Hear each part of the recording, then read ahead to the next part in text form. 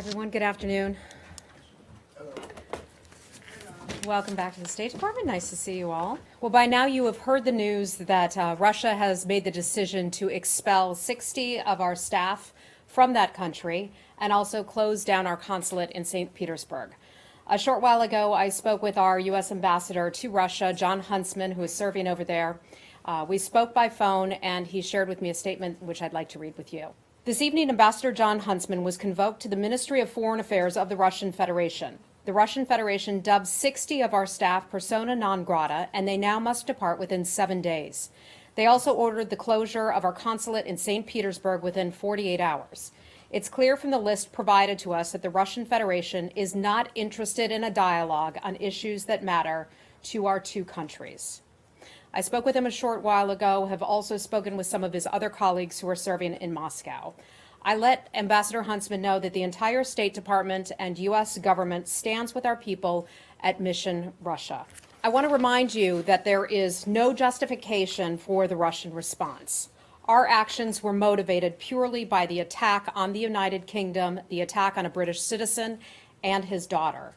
Remember, this is the first time that a weapons-grade nerve agent, Novichok, has been used outside of war on Allied soil.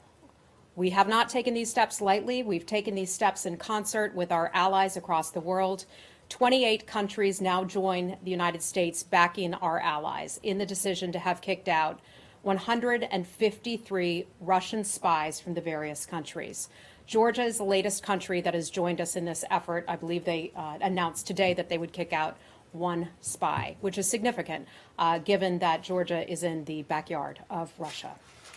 Our ambassador was called into the Russian Foreign Ministry this evening, Moscow time. We're now reviewing the Russian government's note informing us of their response. It appears that Russia has chosen to take the regrettable, unwarranted action to respond to our entirely justified action that I just covered.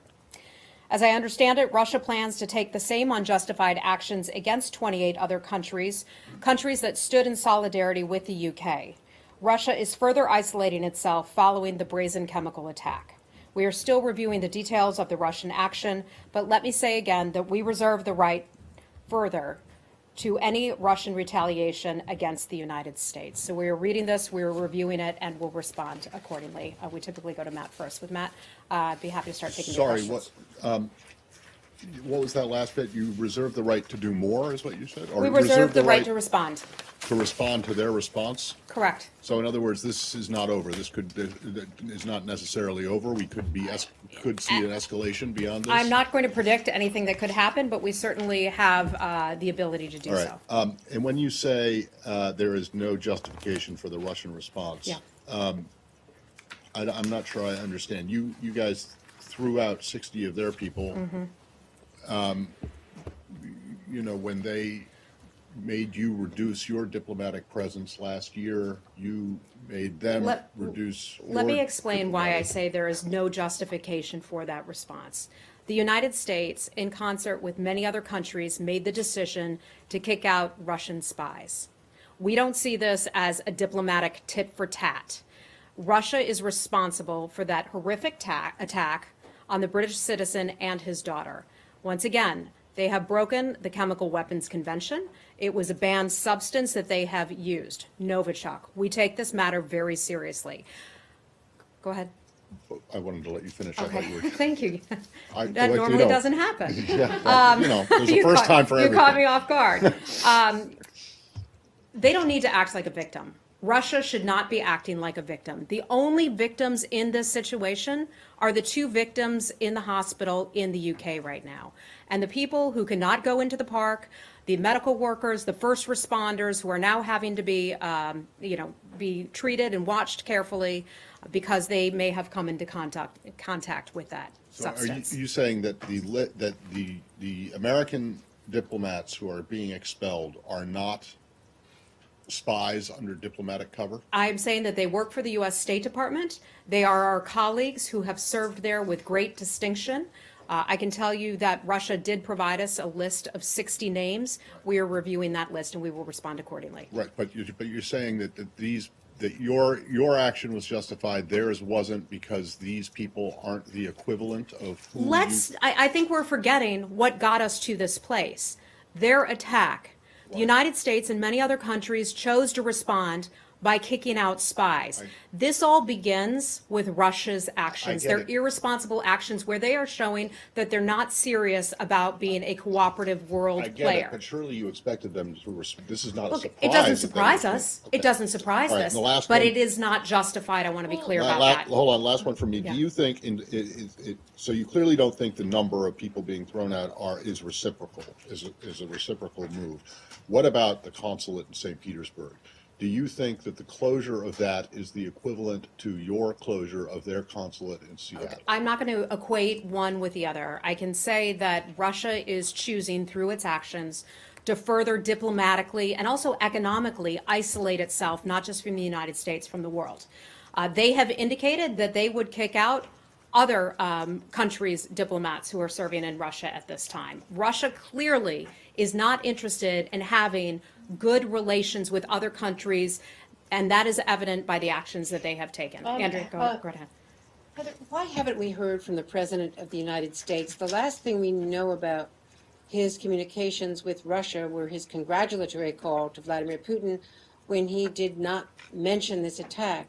With this being the largest expulsion that we ordered, and now the retaliation. I have an issue with the premise of your since the Cold question. War. You have only seen the readout, the formal readout that was provided of the call. You do not know the entire content of the call that the president had with Vladimir Putin. So you cannot assume that none of this was in fact brought up. In terms of a so-called congratulatory call, that is something that we do. That is something that past presidents have done. Even you may not like a country, you may have difficulties with a country, but that doesn't mean that you don't pick up the phone and have a conversation. The reality is, whether we like it or not, we have to have a relationship with a government as large and as significant as Russia. Well, all of the reporting and the readouts and the White House statements have not questioned the fact that he did not raise the subject of this in that call. Are you saying now that he did raise the subject? I'm not of this saying attack? that at all. What I am saying, Andrea, is that what you read in a readout does not always cover everything that was stated in a call. You were not on that call. I was not on the call. So I don't think that you can jump to those conclusions. Do you think that isn't Russia and the rest of the world getting mixed messages about the difference between the president's stated views of the Kremlin and what the administration has done? I'd say this is a tired storyline. This administration has taken very tough actions against Russia. Not against the Russian people, but against the Russian government. And you have seen that through numerous rounds of sanctions. You've seen that through our actions that we took earlier this week. You've seen that through our actions that we've taken at the United Nations, standing together against Russia and its activities in which it still continues to kill and be responsible for killing tens of thousands of innocent civilians who are living in Syria. Our actions have been extremely tough, but the reality is that we still have to maintain some type of contact with these countries. Hi, Lisa. Hi.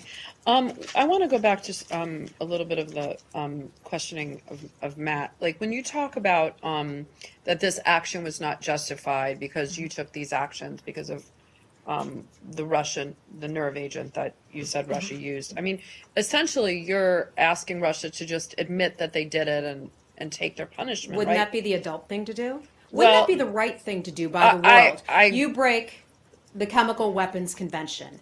And that is in place for a reason. That is in place so that countries can be responsible parties and so that they can work together and we can all work together in some sort of peaceful understanding of the kinds of weapons that won't be used against civilians. I'm not saying- Russia broke with that. Russia broke with that, and so a lot of countries made the decision that they needed to be held responsible and that their spies needed to be held responsible and kicked out. I'm not saying whether they did or they didn't. I know that there's evidence suggesting that they did, but they're saying that they didn't. So essentially, you're just asking for that. I mean, by saying that, like, this is your punishment and you should take it and not retaliate, you are in fact asking them to, admit to something that they say that they did. And you know what? There's nothing wrong with admitting wrongdoing.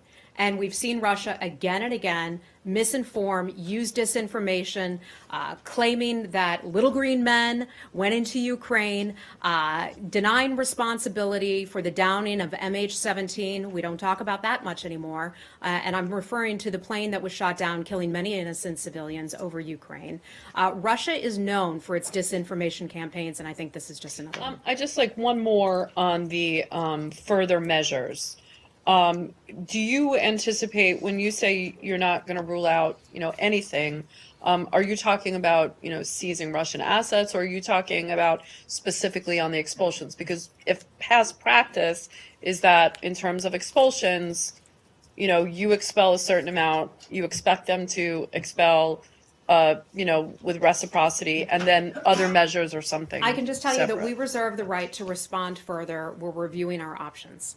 Including more expulsions. I'm not going to get into specifics about that. This is something that the president, our deputy secretary, General Mattis, others, the entire interagency process can have a conversation about what to do next. And I'm not going to get ahead of any of those conversations that might happen.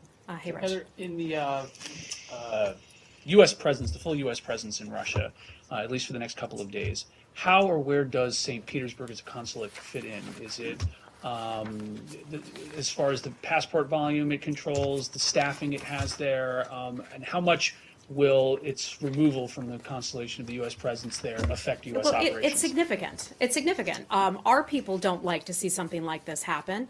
It is certainly not a good day for our colleagues who are serving at Embassy Moscow and elsewhere in that country. It's frankly not a good day for the locally employed staff. And when I say that Russia has decided to further isolate itself diplomatically and also economically, that's what I mean. There will be locally employed staff who very likely will need to be laid off as a result. Those are people who are Russian citizens who work at our complexes and our compounds and who do all kinds of work. Our work at our embassies and our consulates is not possible without the help of those locally employed staff. If Russia's concerned about its economy, it wouldn't be taking these actions because those people will be hurt. We saw that happen last year when we were forced to draw down some of our colleagues in Russia earlier, and we saw many locally employed staff go. Many people who have frankly worked for us for sometimes 10, 20, 30 years even. And as the Russians wanted to close down a consulate, and they had several to choose from, the fact that they did choose St. Petersburg, does that or does the U.S. view that as trying to maximize the effect on the U.S. mission? I can't answer that question. You'd have to ask Russia why they chose to select St. Petersburg. Okay. Did Deputy Secretary Sullivan speak to someone in Russia, his counterpart? Well, Ambassador Huntsman did. That's typically the nobody in the building speak to or plan to speak. Typically, what will happen is that a diplomatic note will be given to one of our colleagues. That was provided to Ambassador Huntsman. We are at the point we are still trying to translate that diplomatic note.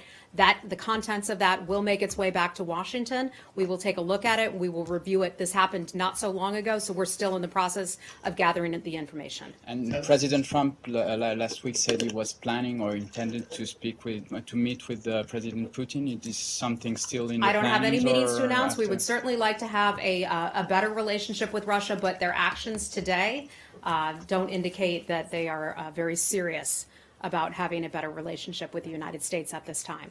Hi, Carol. No.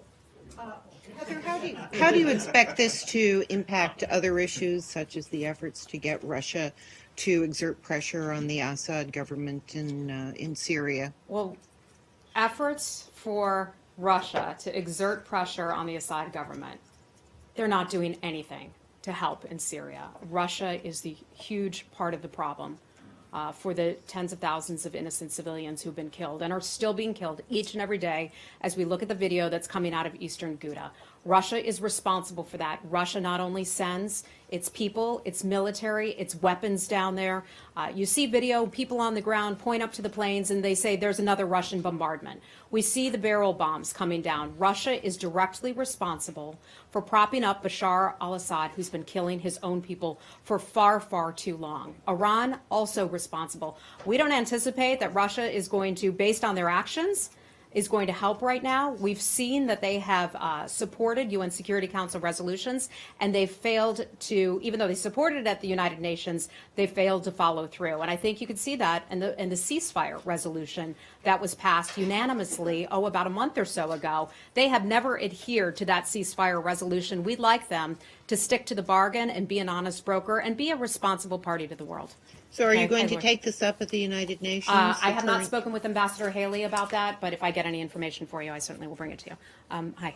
Laura, I wonder if this discussion would be a little less abstract if you could tell us something about the dangers that Novichok poses. Like, how much is a lethal dose of Novichok, and is it more dangerous than an older generation of chemical weapons? That is a very interesting question. I'm not an expert on how much of a chemical weapon one is needed to become deadly. I'm not an expert on that. That would probably be an intelligence matter, but Novichok is contained in the Chemical Weapons Convention. That is one of the banned substances. But the point is that a very small amount can kill you, and if it were used for terrorism. I'm not an expert at that, but we can certainly see the condition that the British citizen and his daughter ended up in serious condition in the hospital. And I think since countries have decided to ban that substance, I think that speaks for itself. Okay, if I could ask you about Turkey. Hold on. Okay. I just wanted Hey, to Nick. kind of follow up on Rich's question on the impact of shuttering the St. Pete consulate. What, if any, unique services does that consulate provide to Americans? Well, some of the things that our consular facilities provide are visas. So someone wants to come to the United States, such as a Russian citizen wants to visit a family member in the United States, and they would need to apply for a visa there. They would need to set up an appointment, come into our embassy. When we are forced to close down our facilities, when we are forced to draw down our staff, we have fewer people who can respond to those queries. Our priority has to be whether it's there or any other country, dealing with American citizens first. So we will be able to work to assist American citizens. It certainly hampers our ability to do so, but that is always our priority. But certainly visa and consular operations will be affected by this. Back to Syria, Russia, in terms of, you were speaking about Syria and what they're doing in Syria. The president just said a few minutes ago that the U.S. is coming out of Syria very soon. And let other people take care of it. We're coming out. So, I mean, when he says let other people take care of it, specifically, he means the Russians because they're really the ones on the ground. And I'm wondering, will this, back to Carol's question, if this will, affect your efforts to come out of Syria, if you're going to leave it to the Russians and you have no relationship with the I can Russians. only say that as a general matter, and I have not seen the president's comments myself. I don't know the context in which his comments were said. But I can say that as a general matter, this administration looks to other countries to help out. Far too often, the United States has been the leading country in efforts, whether they be humanitarian efforts or leading fighting efforts to try to help out a country, save a country, or fight a war. So the United States, under this administration, looks for other parties to do more, but that's just as a general matter, and I can't comment beyond But that. like Russia is as you know, the main party on the ground there, and when you say leave it to other people, that's specifically. Elise, I you can't have to- comment on what the president supposedly said. I haven't seen it. I'd have to refer you back to the White House. He didn't supposedly say it. Well, I have not seen it myself. He Okay, said it. I have not seen that myself. Okay, And, but so you don't- necessarily comment or report on things that have been heard secondhand, and I'm not going to do that either. That's okay. That's fine. So you're not aware of any policy determination to pull the U.S. out of Syria? I am not, no. Okay, so No. the president is just speaking off the cuff and making I don't a know. policy I don't as know. he I'd goes have to along refer you without back to the telling White you? House. I'm not aware of It's those not just the comments. Russians who are big in Syria. It's also the Iranians. That's- And if you that is guys are going correct. to pull out and just leave it to other people, Russia and Iran are going to go in there. I'm just wondering, have you spoken to the Israelis about this? Because I don't think they'd like it. Matt, The I'm not Iranian- prepared to comment on what was supposedly said because I've not heard it myself. I'd refer you back to the White House Can I for more go back to information. just the embassy, the diplomats issue for a Okay. second? I'm still a little bit mystified as to why you were able to say yesterday and or maintain yesterday that the United States is safer because these 60 Russians are now out. Am I correct in presuming that because you're saying that these American diplomats who are being expelled from Russia are not the same, don't fall into the same category, as the 60 Russians, that it would be inaccurate, wrong for the Russians to claim that Russians are safer or will be safer they claim without. all kinds of unusual things that we don't agree with. They are the masters of propaganda. I think you very well know that. To the question of kicking out, well, there too. Kicking out spies, I would argue that our country is safer, and I think many of you who cover our elections process and many American and Western reporters would argue too that the United States is better off with fewer Russian spies. Okay, and then last thing is you mentioned 28 countries have taken action, and That's right. Plus the United States, so 29 in total. are there countries that you asked or would have liked to have seen take action that didn't? That you're disappointed in? I would say this appears to be a rolling effort. Georgia is the latest country that got on just today. Other countries may join this effort in recognizing the awful actions that Russia took against these two individuals. But this appears to go beyond NATO and the EU, the number of countries. Australia, right, also exactly. Canada. So have you sought, like, the Japanese, the South Koreans, I'm not the aware. Israelis? I am not None aware. of them have done anything. I'm not aware of all the phone calls or the contacts that we have had on this campaign, if you will. I know the British government has been very engaged. They've been talking with people as well. This is a global effort. Other countries may be having conversations with countries that we're simply not aware of. No, Yeah. no, not yet. And please. then we'll take your question after that. We'll give Andrea one last one. Okay. You spoke about Syria. There are clearly other U.S.-Russian issues in play here, arms control, as well as North Korea and our efforts there. How might this escalation affect our relationship, our ability to work with Russia on other key issues, bilateral issues? I would look at it from another point of view. Russia's decisions, Russia is making the very clear decision that it appears not to be interested in working with many countries around the world.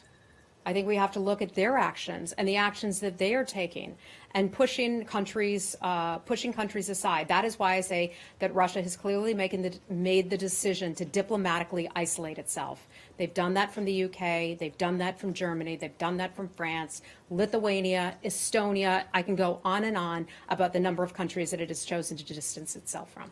And I'm gonna move on. I think we've covered enough on that. Said, go right ahead. Very quick question on the Palestinian issue. Yesterday, Ambassador Friedman told Channel 10, the Israeli Channel 10, that if Abbas does not come to negotiate with us, someone else will, his successor will. Are there any plans to, let's say, have regime change in the Palestinian Absolutely Authority? not. Absolutely not. And I think the ambassador was clear in his remarks. He put out a tweet this morning. If I could try to find it here, he says he was misquoted in various reports stemming from an interview that was published today. The United States is not seeking to replace Mahmoud Abbas. It is for the Palestinian people to choose its leadership. So I think he was clear in his response to that. But why not? I mean, you guys aid the Palestinian Authority. It seems that the Palestinian leadership has not been able to sort of deliver. That is up for the Palestinian people to decide. And one other question. Tomorrow there are going to be marches.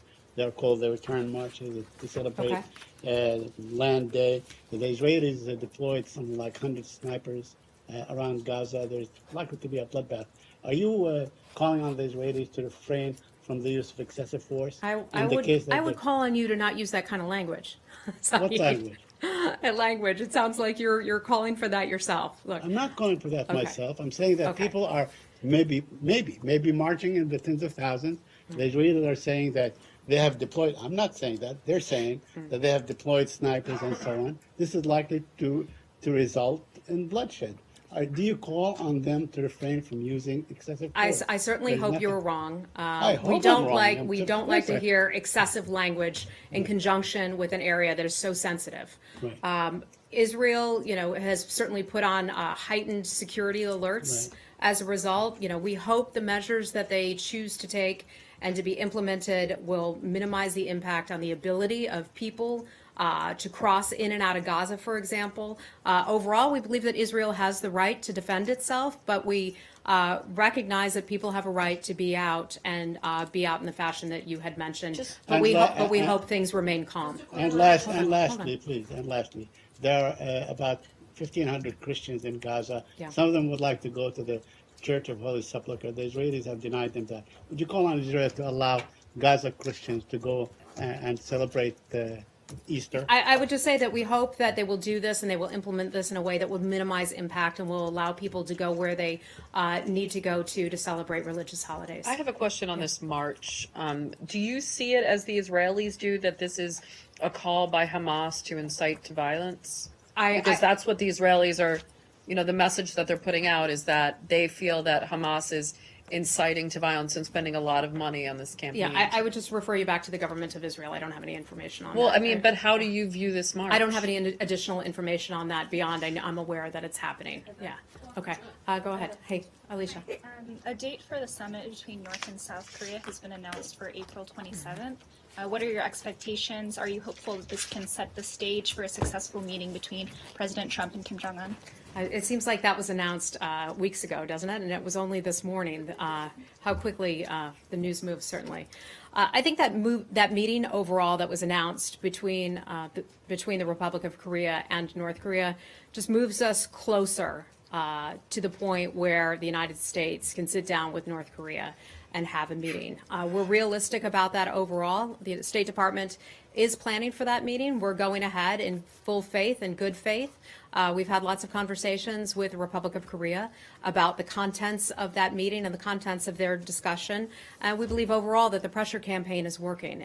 It's one that I've talked about so many times up here, and we're proud of that pressure campaign and so many countries joining the United States and recognizing this destabilizing elements within North Korea, the North Korean regime, in terms of its ballistic missile and nuclear testing.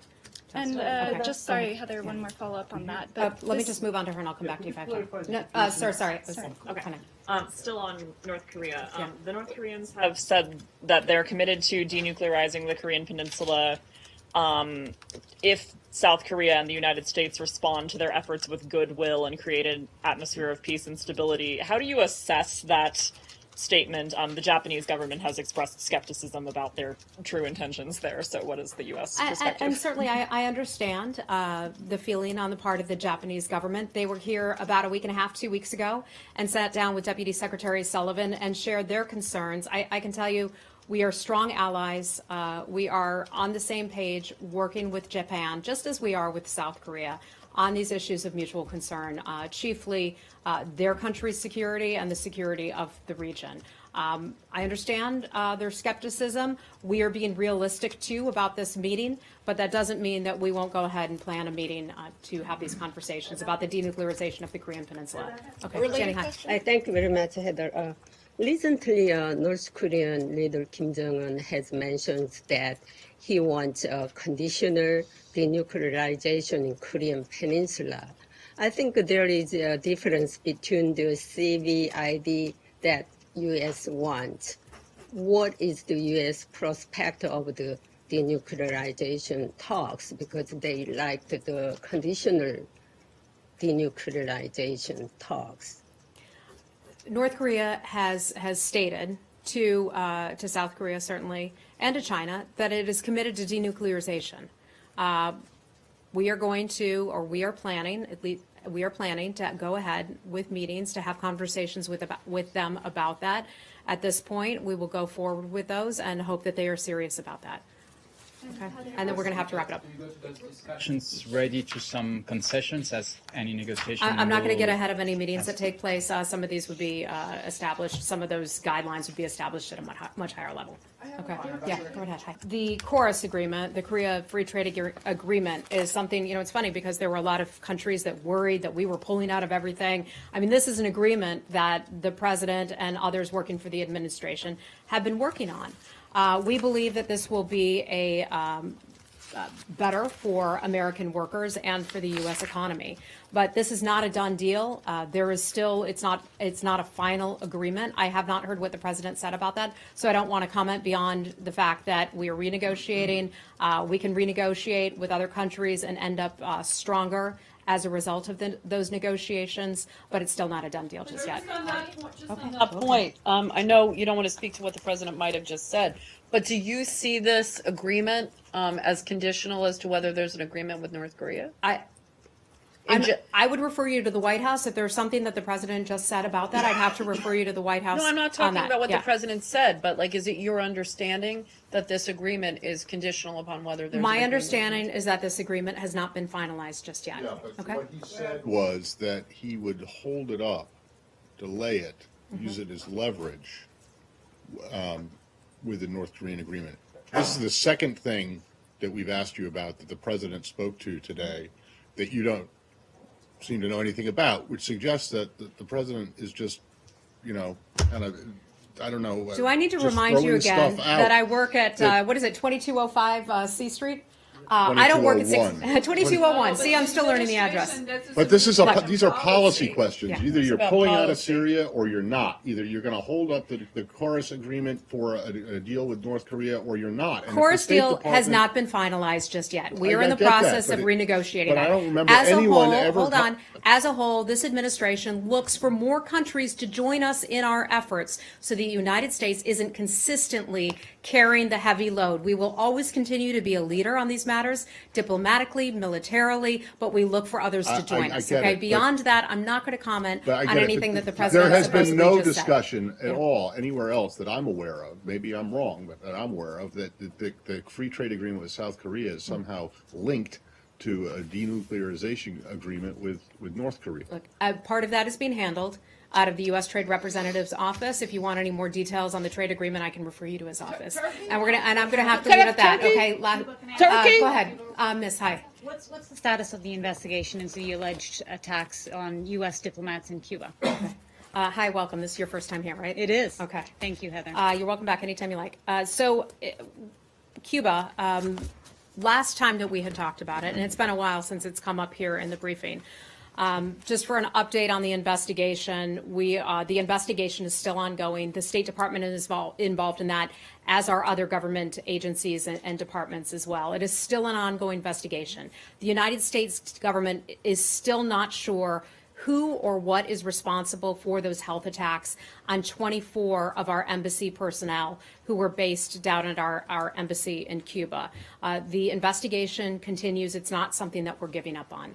The decision was made late last year to bring home some of our people. We are operating at a reduced staffing rate. We still are. It is considered an unaccompanied post. That means that we don't allow spouses down there, children down there. The reason being for these personnel changes, which went into effect last year, is that we can't necessarily ensure people's safety when we don't know what is responsible for attacking our people. There's evidence now that there was brain damage. There's medical evidence of brain damage done on the U.S. Diplomats. Have any measures been taken to protect U.S. embassy employees around the world, not only in Cuba, but around the world? I can tell you if anyone feels, and we've been very public about this, if any of our colleagues around the world feel that there has been something suspicious that has taken place, if they're noticing some unusual symptoms, they have been encouraged, and we've made this clear, to contact the State Department and talk with our Med Department and talk with their supervisors and make us aware of this. We have provided medical services through different medical facilities in the United States on the mainland for our people who felt like they were affected. They are receiving treatment.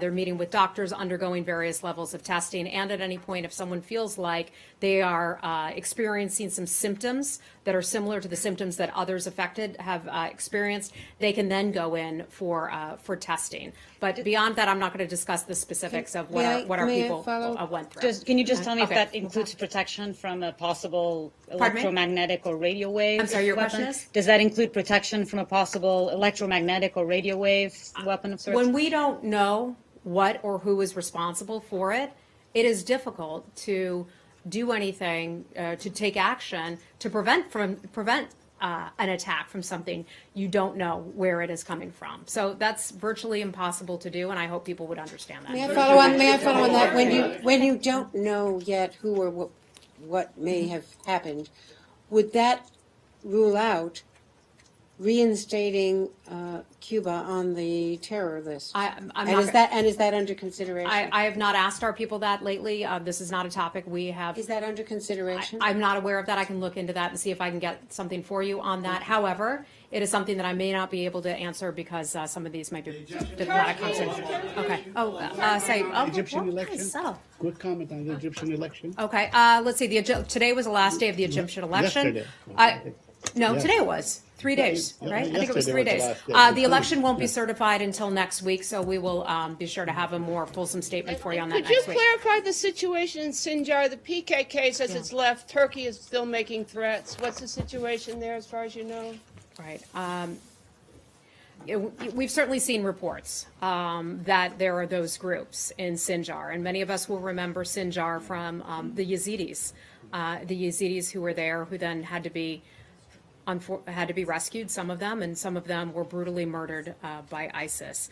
We've seen the reports of those groups in Sinjar. We understand that Turkey has expressed some of its concern over the presence of them in northern Iraq. Sinjar and the United States expect that any operations in Iraq would be done with the approval of the Iraqi government. So if Turkey is coming into Sinjar, they need to coordinate that with the government of Iraq. Do you know if the PKK I've got to leave it there. I've got to leave it there. Thanks, guys.